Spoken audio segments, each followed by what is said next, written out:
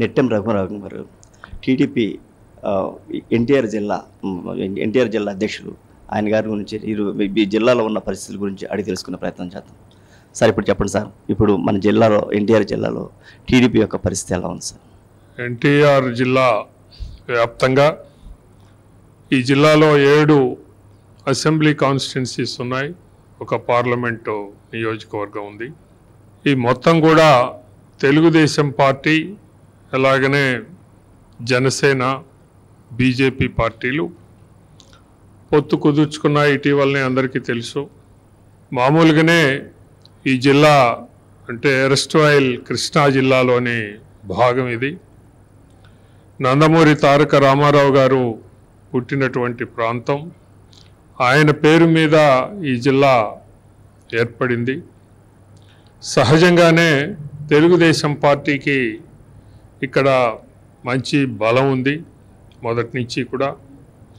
ఈరోజు కూడా ఇప్పుడున్నటువంటి ఈ ప్రభుత్వ వైఫల్యాలు అనేకం ప్రజలు ఈ రోజున మరి గత 5 సంవత్సరాలుగా చూస్తూ ఉన్నారు.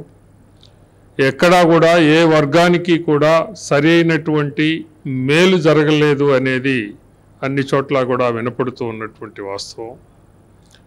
సహజంగానే బలం ఉన్నటువంటి తెలుగుదేశం పార్టీ ఈరోజు ఈ రాష్ట్ర ప్రభుత్వం చేష్టల వలన అది ప్రజల్లో ఇంకా బలాన్ని పుంజుకొని రేపటి ఎన్నికల్లో 7కి 7 అసెంబ్లీ స్థానాలు, అలాగే పార్లమెంటు నియోజకవర్గం కూడా గెలవబోతున్నాము అనటంలో ఎటువంటి సందేహం లేదు.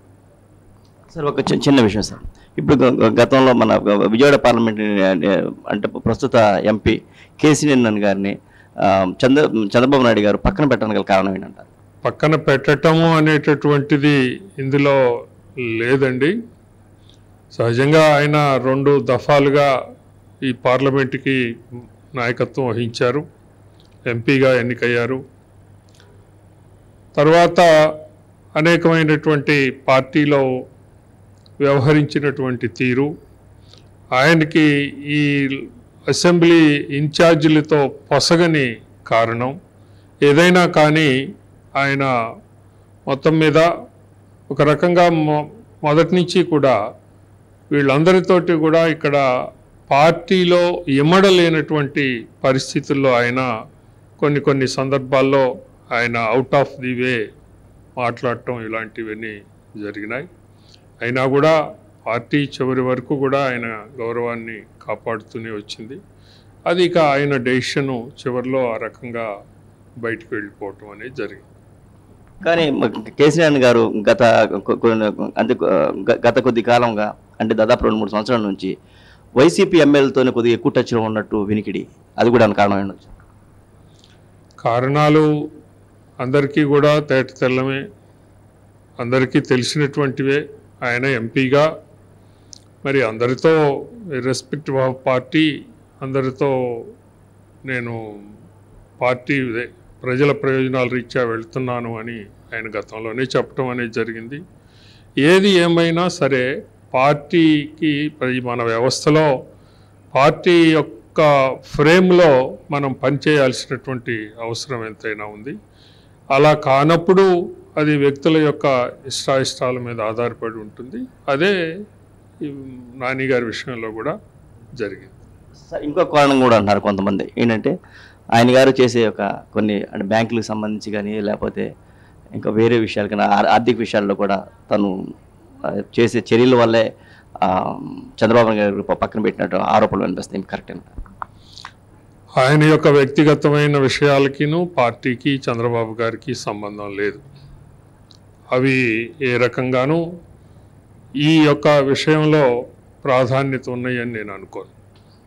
ఇప్పుడు విమర్శించే వచ్చేసరికి ఇప్పుడు యాక్చువల్గా ఇప్పుడు 2 అన్నదమ్ములు ఉన్నారు. వైసీపీలోనేమో నానిగారు ఉన్నారు, ఇప్పుడేమో టీడీపీలోనేమో చిన్ని గారు ఉన్నారు. కానీ వీళ్ళు పరస్పరమైన అంటే వీళ్ళిద్దరూ ఎదురు బదురు కరెక్ట్గా ఇంతవరకు ఇచ్చేసిన అంటే గట్టిగా మాట్లాడిన సందర్భాలు లేదు. దీన్ని ఏ విధంగా చూస్తారు? ఎవరి పరిధిలో వాళ్ళు పనిచేసుకుంటారు పార్టీగా. ఈ పార్టీ రాజకీయాలే కానీ వ్యక్తుల రాజకీయాలు కావు కదా. మన వ్యవస్థ మొత్తం కూడా వ్యక్తులుగా కాదు, పార్టీగానే మనం ఓటర్లు ఓటు వేస్తారు, పార్టీ అధికారంలోకి వస్తుంది, అంతే తప్ప ఇక్కడ వ్యక్తులకి బంధుత్వాలకి ప్రాధాన్యత లేదు. సార్ ఇంకో విషయం అంటే ఇప్పుడు కేసినేని చిన్ని గారు చాలా మంచి జెట్ స్పీడ్తో ఇప్పుడు మన విజయవాడ పార్లమెంట్ నియోజకవర్గంలో దూసుకుపోతున్నారు. దీని విధంగా చూస్తారు? ఆయన గత 2 సంవత్సరాల పైబడిన కాలం నుంచి ఆయన పార్టీకి మరి పార్టీ ప్రయోజనాల్లో పెంచటానికే పార్టీ యొక్క బలానికి మరి ఆయన సహాయపడుతూ వస్తూ ఉన్నారు. అనేక సేవా కార్యక్రమాలు చేస్తూ వచ్చారు. ఇప్పటికీ ఇవాళ ఆయన క్యాండిడేచర్ కూడా ఇవాళ ప్రకటించడం అనేది జరిగింది. గతం నుంచి 2 సంవత్సరాలుగా చేస్తూ ఉన్నటువంటి దాన్ని ఇప్పుడు ఈ రోజున క్యాండిడేట్గా కూడా ప్రకటించడం జరిగింది. కాబట్టి ఇంకాస్త స్పీడ్గా ప్రజల్లోకి వెళ్ళటానికి అవకాశం ఉంది. ఇంకో విషయం ఏంటంటే ఇప్పుడు ప్రస్తుతానికి అటు బీజేపీతో టీడీపీ కలవడం అనేది కొన్ని వర్గాలని దూరం చేసుకున్నట్టు ఒక వాదన ఏర్పడుతుంది. ఇది ఎంతవరకు కరెక్ట్ అంటారు? అలాంటిది ఏమి ఉండదండి. ఎప్పుడైతే ప్రభుత్వం అంటే ఉన్న పరిస్థితుల్లో ఈ ప్రభుత్వం పట్ల ఉన్నటువంటి వ్యతిరేకత ఏదైతే ఉందో దాన్ని మనం పరిగణలోకి తీసుకోవాలి తప్ప తెలుగుదేశం పార్టీ ఎవరితో పొత్తు పెట్టుకుంది, ఏ రకంగా వెళ్తుంది అనేది కాదు. తెలుగుదేశం పార్టీకి ఒక చరిత్ర ఉంది. ఏ వర్గాన్ని కూడా ఎప్పుడూ కూడా నిర్లక్ష్యం చేయలేదు. పూర్తిగా ప్రజాస్వామ్యయుతంగానే గతంలో కూడా వెళ్ళటం అనేది జరిగింది. గతంలో కూడా ఇప్పుడే కాదు, బీజేపీతో తెలుగుదేశం పార్టీ పొత్తు ఇది దాదాపుగా 25 ఏళ్ల పైబడినటువంటి కాలంలో 2-3 దఫాలుగా పొత్తు పెట్టుకున్నాం, బయటకు వచ్చాం. ఎప్పుడు పొత్తు పెట్టుకున్నా బయటకు వచ్చినా కూడా ఏ వర్గ ప్రయోజనాన్ని కూడా మరి నిర్లక్ష్యం చేయలేదు అనేది మనకి చరిత్ర చెప్తూ ఉన్నటువంటి వాస్తవం. ఆ మేరకు ప్రజలు అర్థం చేసుకోగలరే తప్ప మరొక రకంగా ఊహిస్తారని భావించలేము. సార్ ట్విట్టర్లో ఒక విషయం చూసాము. శ్రీనివాసానంద సరస్వతి గారు ఒక మాట అన్నారు, జగన్మోహన్ రెడ్డి మళ్ళీ పరిపాలనకు వస్తే రాష్ట్రంలో ఉన్న దేవుళ్ళందరూ కన్నీళ్లు పెడతారన్నారు. దీన్ని ఏ విధంగా చూస్తారు? జగన్మోహన్ రెడ్డికి అసలు ఏ దేవుడి మీద విశ్వాసం ఉంది అనేది ప్రశ్నార్థకం. ఎందుకంటే అతను నిజమైన విశ్వాసుడేనా, దైవం పట్ల దేవుని పట్ల అసలు అతనికి విశ్వాసం ఉందా లేదా అనేదే మనం గత పరిశీలన చూస్తే తెలుస్తూ ఉంది. ఎందుకంటే ఆయన మరి ఇప్పుడు ఉన్నటువంటి మతాల్లో ఏ మత ఆచారాలని ఆరాధిస్తున్నాడు అని అనేది కూడా చెప్పటం అనేది మనం కష్టం. ఆ మేరకు ఏ రకంగానూ మరి అతన్ని ఒక మంచి విశ్వాసుడిగా మనం పరిగణించలేం. అతనికి దైవభక్తి ఉంది అని అంటంలో సందేహమే మనకి. అలాంటప్పుడు ఆయన ఏ దేవాలయాన్నైనా కూలగొడతారు, ఏ దేవుణ్ణైనా తోలనాడతారు. ఏ రకంగానూ ప్రజలకి ఆ మార్గదర్శకంగా ఉండలేనటువంటి వ్యక్తి అంటంలో సందేహం లేదు. సార్ ఇప్పుడు విజయవాడలో మీరు పరిస్థితి ఎలా ఉంది? క్లీన్ స్వీప్ చేయబోతున్నారా? ఎస్, విజయవాడ 3 నియోజకవర్గాలు కూడా క్లీన్ స్వీప్ చేయబోతున్నాం.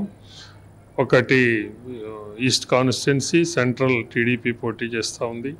అలాగే పొత్తులో భాగంగా వెస్ట్ కాన్స్టిట్యున్సీ వేరే పార్టీకి ఇవ్వబోతూ ఉన్నాం. 3 కూడా స్వీప్ చేస్తూ ఉండటంలో సందేహం లేదు. జగన్మోహన్ రెడ్డి గారు అంటే మాలకు వచ్చిన మేము అడగాల్సి వస్తుంది. జగన్మోహన్ రెడ్డి గారు దాదాపు 99% హామీలను నెరవేర్చామంటున్నారు. నవరత్నాలు తప్ప మిగిలింది నెరవేర్చడానికి చెప్పి ఒక ఇది ఉంది, అది కరెక్టేనా? ఆయన మొత్తం వచ్చిన రోజు నుంచి నవరత్నాలు నేను అమలు చేశాను అని అంటా ఉన్నాడు. నవరత్నాలు కూడా అరకొర మాత్రమే తప్ప అవి కూడా పూర్తిగా ప్రజలకి అందినాయి అనేది చెప్పలేం. అలాగే నవరత్నాలతో పాటుగా ఆయన దాదాపు ఇంకా ఒక 100 వాగ్దానాలు చేశారు ప్రజలకి. అవి ఎక్కడా కూడా ఏ వాగ్దానాన్ని కూడా నెరవేర్చలేదు అనేది ఇప్పటికే తెలుగుదేశం పార్టీ ఆయన చెప్పినటువంటి వాగ్దానాలు 100లో 98-99% అమలు చేయలేదు అనేదే కనపడుతూ ఉన్నటువంటి పరిస్థితి. అందుకే ప్రజలందరూ కూడా ఈ రోజున ఎంత త్వరగా వీలైతే అంత త్వరగా ఈ ప్రభుత్వ కబంధ హస్తాల నుంచి బయటపడాలని కోరుకుంటా ఉన్నారు.